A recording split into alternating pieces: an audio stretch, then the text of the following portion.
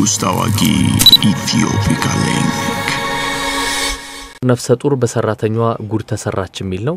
የ6 ወር ነፍሰ ጡር በሰራተኛዋ ጉድ የተሰራቸው እንዴት ነው? ግዛቸው ቀጥል። መጋቢት 28 ምሽት ላይ የአንድ አድማጭ ስልክ ጥሪ ነበር ይሄንን ጉዳይ እንድንከታተል ሁኔታውን እንድናስተውልና ትኩረት እንድንሰጠው ያሳሰበን።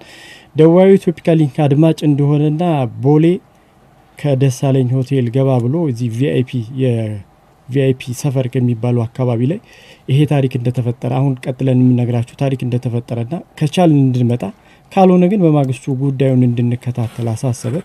ሰዓቱ ከምሽቱ 5 ሰዓት ስለነበረ እኛም በማግስቱ ጉዳዩን እንደምንከታተል ነግረነው ተለያየንና ከዛን ጊዜ ጀምሮ እስከ ዛሬው ዕለት ድረስ ይሄ ጉዳይ እንዴት ተፈጸመ፣ ማንፈጸመው ሂደቶቹ ምን ይመስላሉ የሚሉትን ከሆስፒታል እስከ ፖሊስ ከቤተሰብ ምንጭ እስከ አካባቢ ሰዎች አነጋግረን የሚከተለውን አግኝተናል።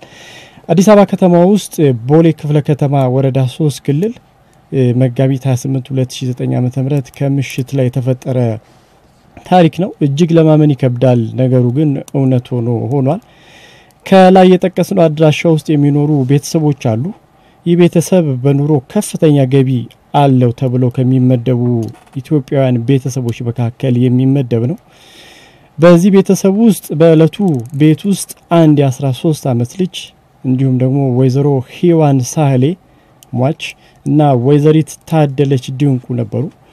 ወይዘሮ ሂዋን የቤቱ ባለቤት ሲሆኑ ወይዘሪት ታደለች ድንቁ ደግሞ በዚሁ ቤት ውስጥ በቤት ሰራተኝነት የምታገለግል የቤተሰቡ አካል ናት።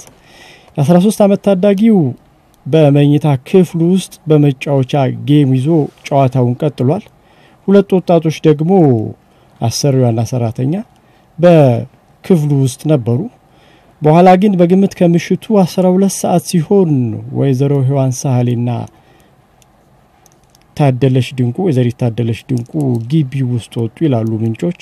ግቢ ውስጥ ከወጡ በኋላ ምክንያቱና ሂደቱ በምን ሁኔታ በሆነ ባልታወቀ ምክንያት የንግግራቸው ወይ የጠመነሻው ወይ አጠቃላይ ሂደቱ ለጊዜው ባልታወቀ ምክንያት ንግግር ይፈጠር አይፈጠር ለጊዜው ባልታወቀ ምክንያት ተነስቶ የወይዘሪት ታደለች ድንቁ የወይዘሮ ሂዋን ሳህሌን ግንባር ሁለት ጊዜ ቁመቱ 50 ሴንቲሜትር በሚረዝም አጠና ትመታቸዋለች። ሁለት ጊዜ በመመታታቸው ራሳቸውን መከላከል ሳይችሉ የቀሩት ወይዘሮ ሂዋን ሳህሌ መሬት ላይ ይዘረራሉ። ደም የሚፈሳቸው ይጀምራል። ሁኔታው አስደነገጣት ታደለች ወዲያው አንድ ነገር ታስብና እንቅስቃሴ ውስጥ ትገባለች።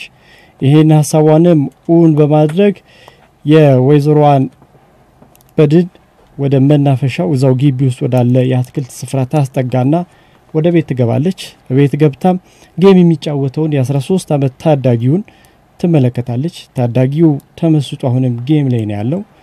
በፍጥነትም ወደ ኩሽና በመሄድ ከሰል ታያይዛለች።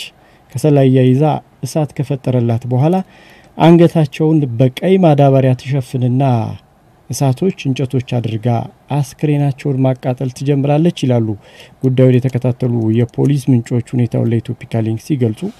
ከዛም ህይወታቸው በእሳት መቃጠልና በዱላው በመመታት እንዲያልፍ ካደረገች በኋላ በደም የተጨማለቀ ልብሷን ቀኑ ሙሉ ለብሰው የነበረው ልብሷን ቀይራ ሻንጣዋን ሸክፋ 2 ሰዓት ከ30 ሲል በግምት ከግቢ ትወጣለች። ከግቢ በመተጣበት ሰዓት ሌላዋ እዚሁ ግቢ ውስጥ ትኖር የነበረች ልጅ ከትምህርት ቤት ስትመጣ በር ላይ ይገናኛሉ። ምን ሆነሽ ነው የት ልትሄጂ ነው ስትል ጥያቄ ታቀርብላታለች። የድንገተኛ በቀረበላት ጥያቄ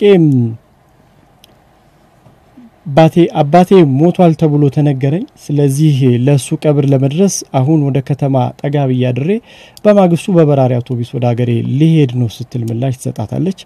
ወይዘሮ ዮሐንስ የት ናቸው ስትል ከትምህርት ቤት ወደ ቤት የምትገባው ልጅ ጥያቄ ታቀርባለች። አይሳቸው ወክ ያደረጉ ነው ሲመጡ ራታቸውን ስጧቸው ትልና ይሄን መልእክት አስተላልፋ እብስ ትላለች። ይሄን የሰማችው ከትምህርት ቤት ወደ ግቢው የምትገባው ልጅ ልብሷን ቀይራ ምግብ ማበሳሰል ትጀምራለች። ምግቧን ያበሳሰለች ስትጨርስ ለ13 ዓመቱ ታዳጊ ራት ይበላ እንደሆን ጥያቄ ታቀርባለች። አይ ከናቴ ጋር ነው የምበላው ሲልም ምላሽ ይሰጣል። የ13 ዓመት ታዳጊ ልጅ እና ጌሙ መጫወት ይቀጥላል። የዚህን ጊዜ ወደ ወይዘሮ ሔዋን ስልክ ትደውላለች። ስልኩ ይጠራል፣ የሚያነሳው የለም። ደጋግማ ትደውላለች፣ ስልኩ ይጠራል፣ የሚያነሳው የለም። ክፍሉ ግራውንድ ባለ ፎቅ በመሆኑ ወደ ፎቅ ወደ መኝታ ቤት ክፍላቸው ታመራለች። እዛ አምርታ ስልክ ስትደውል ስልኩ ሳይለንት ተደርጎ አልጋ ላይ ሆኖ ይጠራል። የዚህን ጊዜ ጥርጣሬ ይገባታል።